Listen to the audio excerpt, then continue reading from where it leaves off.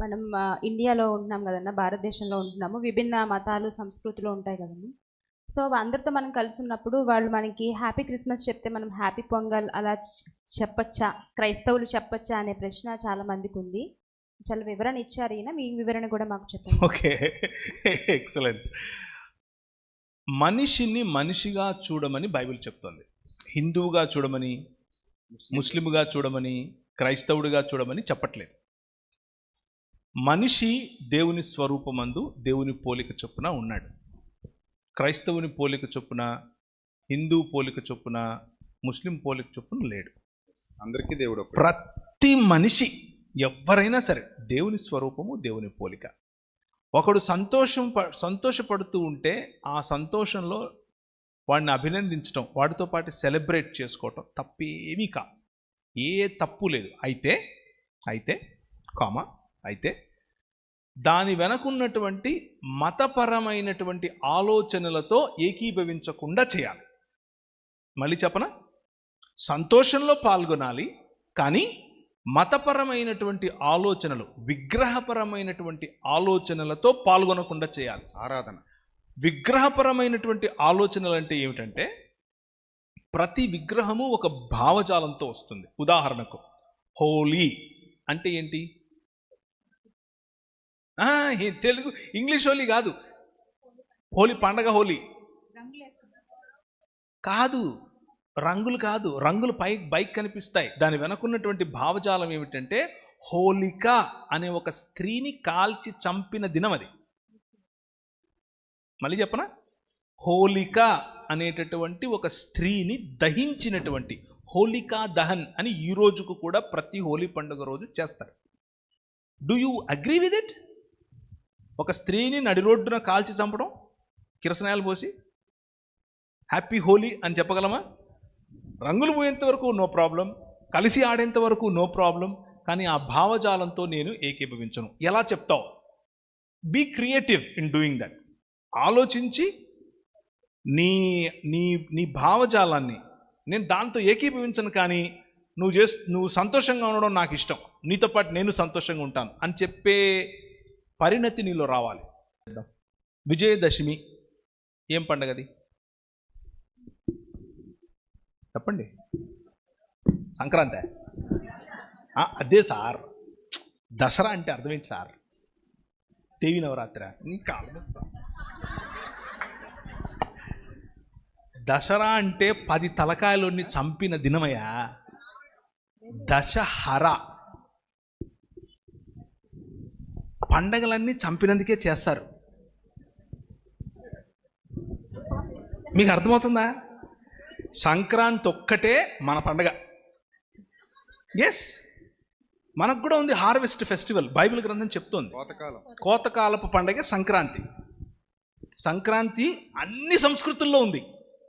దీని వెనక ఏ విగ్రహము లేదు, ఏ దహనము లేదు, ఏ రావణాసుడు లేడు, ఏది లేదు. అర్థమవుతుందా? ఇది ఇది ఇది మనం తెలుసుకోవాలి, తెలుసుకొని చెప్పాలి. నాకు ఒక చిన్న వ్యాపారం ఉంది. అందులో ఒక 50 మంది నాకు ఎంప్లాయీస్ ఉన్నారు.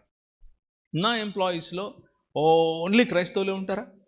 నో, హిందువులు ఉన్నారు, బౌద్ధులు ఉన్నారు, ముస్లింలు ఉన్నారు, ఏ మతం చెందినోళ్ళు ఉన్నారు, మూగోళ్ళు, చెవిటోళ్ళు కూడా ఉన్నారు. అంటే వాళ్ళకు పెద్దగా రిలీజియన్ పట్ల ఇది ఉండదు, వాళ్ళ కమ్యూనిటీనే వేరు. నేను దీపావళి వస్తుంది, దీపావళి వస్తే ఒరే నాకేం సంబంధం అనను. I'm their leader. నా దగ్గరకు వస్తారు, సార్ మా పండుగ సార్ అంటారు. నా వాట్సాప్లో హ్యాపీ దివాళీ అని పెడతారు, అందరూ పెడతారు. పెట్టినప్పుడు అందరిది అయిపోయిన తర్వాత ఆఖరిలో నేను ఒక చిన్న రైటప్ రాస్తాను. ద లైట్, వెలుగంటే ఏమిటి నా పర్స్పెక్టివ్లో రాస్తాను. నా పర్స్పెక్టివ్లో రాసి, ఇటువంటి వెలుగు, నేను ఆబ్వియస్గా వెలుగు అనగానే యేసుప్రభు గురించి రాస్తాను కదా, తెలియదు ఏముంది మీకు? ఆయన పేరు తీయకపోయినా ఆయన గురించే రాస్తాను. ఆయన గురించి రాసి దేవుడు అన్న పదం చాలా స్పష్టంగా వాడతాను. God is the true light. ఆయన నిజమైన వెలుగు. మీ జీవితాలలో అటువంటి వెలుగులు మరిన్ని రావాలని మీకు నేను మీ పండుగ శుభాకాంక్షలు తెలియజేస్తున్నానని చెప్తాను. ఆయనతో ఏకీభవించట్లేదు, కానీ సంతోషంలో కూడా ఉన్నాను. వాళ్ళని బాగా అర్థమవుతుందా? అంటే అంటే అన్న నా ఉద్దేశం ఏంటంటే, మనం భారతీయులం, ఫస్ట్ భారతదేశంలో బ్రతుకుతున్నాం.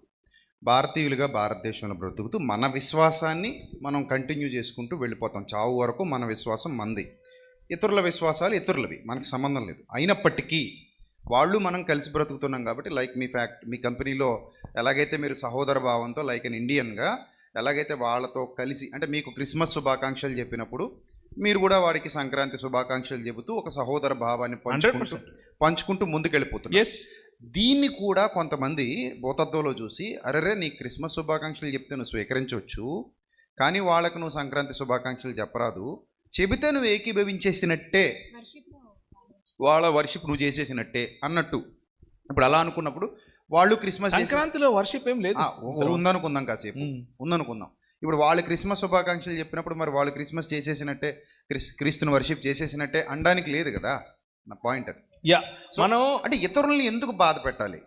అంటే తప్పైతే ఖండిద్దాం, తప్పైతే వద్దని చెప్పేద్దాం. తప్పది, దానికి మనం వద్దు, దానికి మనం సపోర్ట్ చేయొద్దు, తప్పు చేస్తున్నారని చెప్పేది. ఉదాహరణకి కొన్ని చోట్ల జాతరల పేరుతో ఆడవాళ్లతో అర్ధనగ్న ప్రదర్శనలు, నృత్యాలు చేయిస్తుంటారు. బరాబర్ 100కి 100%, 200% ఖండిద్దాం. తప్పురాది అని చెప్తాం. అది తప్పది. ఇప్పుడు దేవత పేరిట జాతర చేస్తూ ఏంది ఈ చెత్త పనులు? ఇంట్లో ఆడవాళ్ళని అయితే చూపిస్తాం అలా అసభ్యంగా, ఇలాంటి చిల్లర పనులు చేయకండి అని చెప్పేస్తాం. సో అక్కడ తప్పు కాబట్టి ఏకీభవించాం. తప్పు కాని చోట ఎందుకు అందరితో గొడవలు పెట్టుకోవాలి, అందరితో పంచాయతీలు పెట్టుకోవాలి, అందరినీ అంటూ పోవాలి? ఇదా క్రీస్తు మనకు నేర్పించింది కాదు కదా అనేది నా కాన్సెప్ట్. నేను ఎలా అర్థం చేసుకుంటున్నాను అని అంటే, నేను ఏకీభవించ అవసరం లేకుండా, అవతల వ్యక్తి యొక్క భావజాలాన్ని నా నెత్తిన పుణుపుకోకుండా, ముఖ్యంగా ఆ భావజాలం ఒక విగ్రహాన్ని తీసుకొస్తుంది. ఆ ప్రతి విగ్రహం, ఆ విగ్రహం వెనుకున్నటువంటి ఆలోచన విధానం, ఆ విగ్రహం వెనుకున్నటువంటి భావజాలం ఏదైతే ఉందో అది మనల్ని మెల్లిమెల్లిగా పడుతుంది, నాశనానికి దూరంగా ఉంటూ మన బ్యాలెన్స్, మన ఆలోచన విధానం అంటే మత ఛాందస్వాదం కాదు. నేను ఈ మతానికి చెందినని కాబట్టి నేను నీకు హ్యాపీ సంక్రాంతి చెప్పను, హ్యాపీ రంజాన్ చెప్పను, అట్లా కాదు. అందుకు కాదు. ఆ మతంలో ఉన్నది ఉన్నట్లుగా ఆ మతం ఏదైతే చెప్తుందో దీపావళి గురించి, ఆ ఆలోచనను తీసుకుని నేను నిజమైన దీపావళి లేకపోతే నిజమైన వెలుగుని ఈ విధంగా చూస్తున్నాను అని చెబుతూ, చాలా ప్రేమగా, చాలా సహోదర భావంతో ఒకరినొకరం గ్రీట్ చేసుకోవటం తప్పు కాదు, ఒకరినొకరం ఆశీర్వదించుకోవటం తప్పు కాదు. మీ ఇంట్లో పండగ జరుగుతోంది, మీ ఇంట్లో సంతోషంగా ఉంది, భలే ఉంది చూడటానికి అని సంతోషించడం తప్పు కాదు. అయితే ఇంకొక చిన్న ఉదాహరణ చెప్తాను, ఇది బహుశా మీకు కనెక్ట్ అవ్వచ్చు, ఇది ప్రాక్టికల్ కాబట్టి. మా ఇంటికి ప్రతి గణేష్ చతుర్థికి కూడా పిల్లలు వస్తారు. పెద్దోళ్ళు ఎలాగూ రారు, ఈడు తేడాగాడని రాడు. పిల్లలు వస్తారు, అంకుల్ అని. ఒరే నా వయసు ఎందుకు రా గుర్తు చేస్తారు అనుకుంటా మనసులో. అంకుల్ డబ్బులు అంకుల్ అని వస్తారు రిసీట్ పట్టుకొని. నేను అడుగుతాను, ఇక రారా కూర్చోబెట్టి వాళ్ళకి చాక్లెట్లు ఇచ్చి నీళ్ళు ఇచ్చి ఏం చేస్తావు ఇంతకు చెప్పు అని అడుగుతాను. ఏం గణేషుని తెచ్చిన అంకుల్, ఇంత పెద్దది తెచ్చిన అంత ఏమో చెప్తారు. చెప్తే నేనేం చేస్తానంటే, అదంతా సరే కానీ ఏం చేస్తావు ఆ రోజు, నేను నీకు డబ్బులు ఇస్తా, దాంతో ఏం చేస్తావు అని అడుగుతా. అంటే భోజనాలు పెడతాను అంకుల్ అన్నాడు. సరే ఇదిగో ఇది ఇస్తున్నా, ఇది భోజనాలకే వాడు. సూపర్. భోజనం పెట్టే, నువ్వు భోజనం పెట్టరా. అది ఒక సాటి మనిషి ఆకలి ఉన్నప్పుడు భోజనం పెట్టడం దేవుడు నేర్పాడు అని చెప్పి ఇచ్చి పంపుతారు. నా భావజాలము నేను చెప్పాను, వాడు సంతోషంలోనూ పాల్గొన్నాను. మీకు అర్థమవుతుంది? దాంతో ఏకీపించినట్టు అవసరం లేదు. ఒకరోజు చర్చిలో నన్ను అడిగారు, అన్న మా చుట్టుపక్కలంతా వేరే ఇతర విశ్వాసాలకు చెందిన వాళ్ళు ఉంటారు, మేము క్రిస్మస్ చేసుకున్నప్పుడు వాళ్ళు మాకు అడగకుండానే ఏదైనా మీటింగ్ పెట్టినప్పుడు డబ్బులు ఇస్తారు, మేము దాన్ని యూజ్ చేస్తుంటాం. చర్చి కట్టినప్పుడు కూడా మేము పుస్తకాలు ఇస్తే వాళ్ళు మాకు మనీ ఇస్తుంటారు, మేము యూజ్ చేసుకుంటాం.